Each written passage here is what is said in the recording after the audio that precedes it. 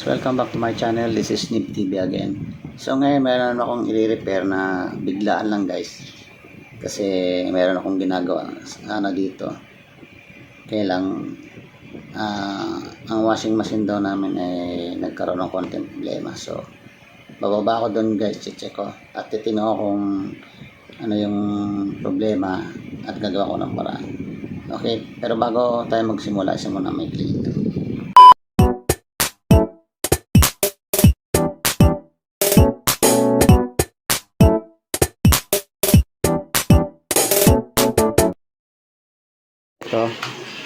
Ito daw ang problema, yung kanyang spinner.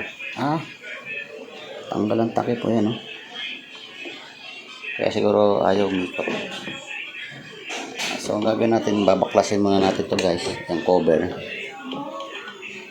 para makita natin sa loob. Ito, iangat natin to para makita natin.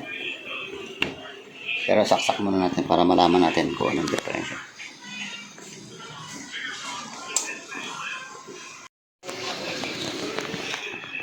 So yan, nakasaksak na. Yan guys, yan. Muugong lang pero hindi nag-spin. May laman yan guys, yan sa loob. Hindi sila nakapag-spin. Yung dryer, ano niya, linikot. Tumutunog yung timer. So dito lang guys, yung maaaring yung switch na rito, hindi na itutulak na itong takip kasi tanggal. So bubuksan ko muna to guys, tapos papakita ko na sa inyo. 2,000 years later. Guys, tinanggal ko na itong mga knob. Bubuksan ko na yung mga tornilyo dito sa likod.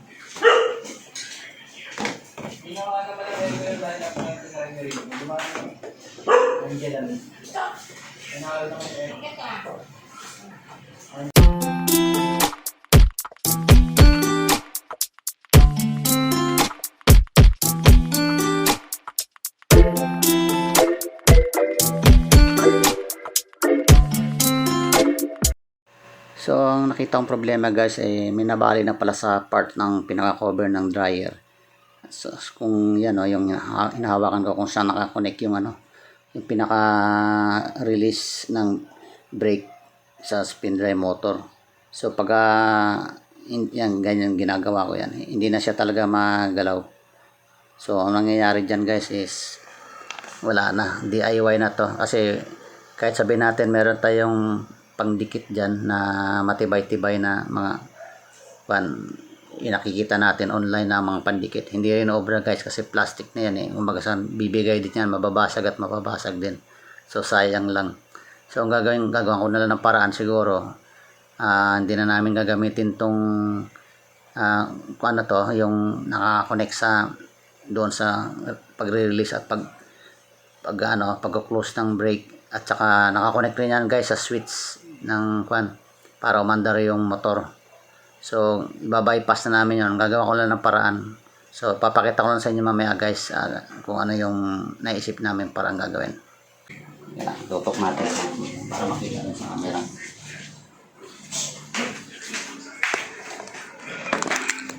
Ito guys yung diferensya nya.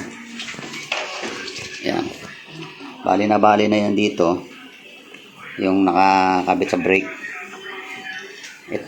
Pag inangat itong takip, ibig sabihin luluwag, iipitin ng yung spring sa brake, iipit to sa motor, hindi maka-under yung spinner. Pag sinarang ganito, inihila naman itong parang tali na itong spring para umangat yung brake tsaka under motor. Tapos ito yung pinaka-power ng dryer. Yan. Pag yan, tulad niya nakatulak sa pag ginaganyan, mag-o-off, mamatay yung motor. Pag ginanon, magkakaroon ng contact para mandar. So since sira na to, gagawin ko lang guys ng paraan to na DIY ko na itong switch magkaroon ng contact, kasi itong brake pwedeng yung may hila-hila lang siya, ganun. Okay, anuin ko muna guys, tapos papakita ko sa inyo mamaya kung ano yung naging itsura. Guys, tinesting ko muna. Ayan o. Bali itong sira nabali na. Kaya gagawa ko lang ng paraan na, kasi ito yung sa brake, yung hawak ko ngayon, sa brake yan. Kaya umiikot tong motor kasi hinila ko to para yung brake ma-release. Yan. Yan, nakamanda rin timer. Ito naman yung kanyang switch guys. Ito. Yan, switch ng motor ng spinner dryer. Yan. Na-off lang yan kapag hinangat itong takip. Ito. So, ganyan na lang ngayon. Yan, naikot yan guys. Nakita niyo siguro. Yan. May laman kasi naiwan sa loob. Kaya, papatapusin ko lang muna yan para ma-dry. Para makuha nila yung laman. Para magawa ko to ng paraan. Okay guys, babalik na lang mamaya pag nakita na ako ng magandang gagawin ko rito para makita niya.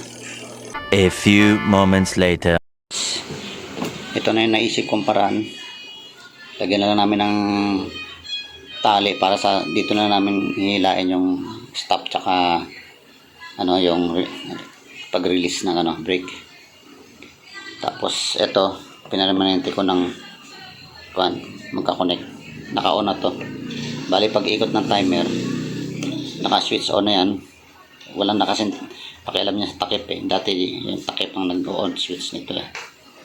Pero ngayon, na pala sa on. Kasi ito na lang yung sa brake, release ng brake para umandar yung motor. Lilinis ko na rin yung guys. Ayan. So ikakabit ko na.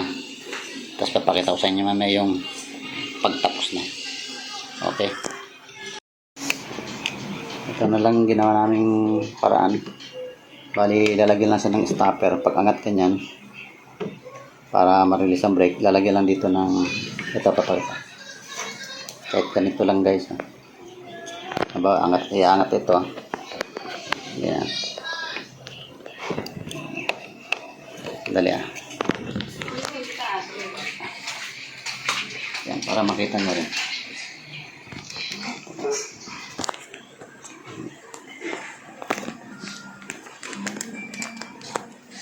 Yan. Bali, ganyan na lang, pag i-release yung brake, pababa, pero bibitawan na. Pero pag yung, yung papaanda rin na, bubuksan na yung brake. Yan. Ito, tutukod lang ganyan, guys. Yan, kahit ganyan lang. Yan lang ginawa namin para, sinimplihan na lang. Yan. Kunyari, i-release yung brake para minto yung ikot. Tapos ng timer, ang gagawin na lang, bitawan. Okay na. Kasi sira na rin yung rito. Balik na eh. Ito yung guys, So, ang ginawa na lang namin is, pinutol ko na lang. Ito. So, yan, putol yan. Lagari ko. Yan. Kasi nakaganan yan. Lagari ko, sira na to. Bali, manumana na lang to. Itong takip, wala na siyang connection dyan. Kahit isara bukas mo, takip, walang problema. Diba, maglalabas latak. Gusto nilang takpan, ganyan. Balik lang ganyan. Kasi wala naman tong control na sa sa switch dito. Naka-permanenteng, naka-on na yung nito. Yung switch ng motor. Permanenteng on na yan. Bali, pagtapos ng timer, tsaka palang mamamatay yun. Tapos i-release ang brake. Okay. So, tetestingin natin yan. So, ngayon, sasaksak ko muna.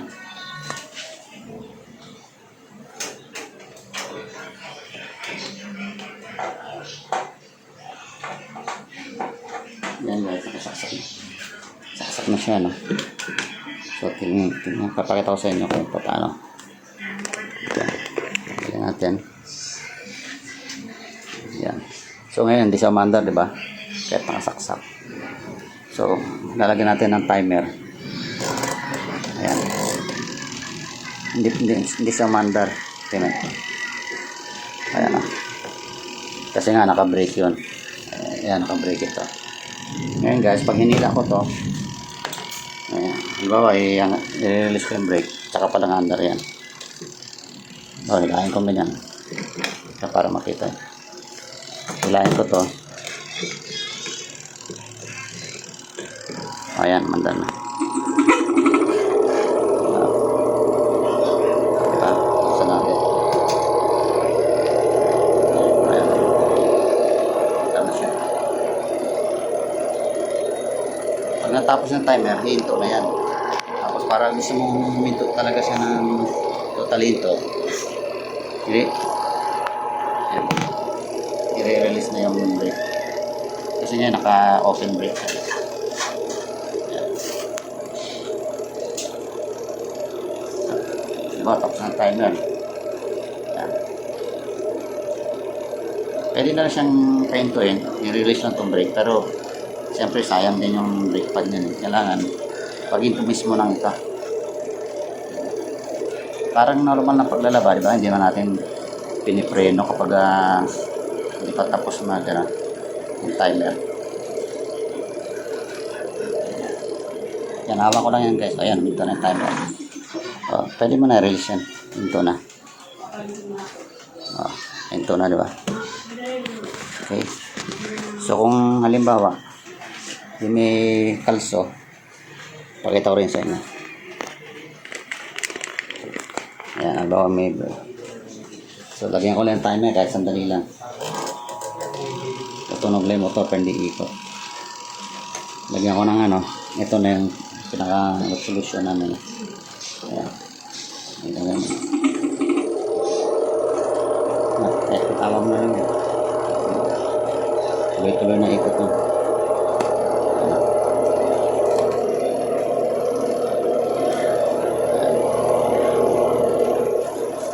Kaya natin matapos ang timer.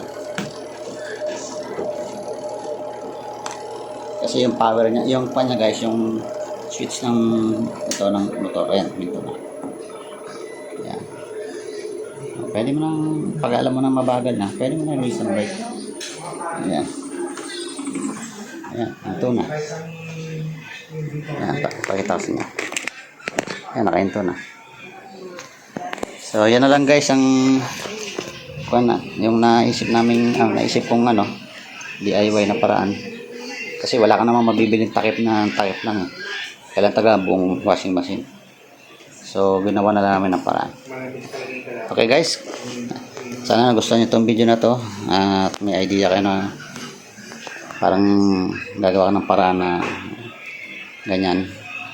So, okay na yan sa akin. Importante magamit siya.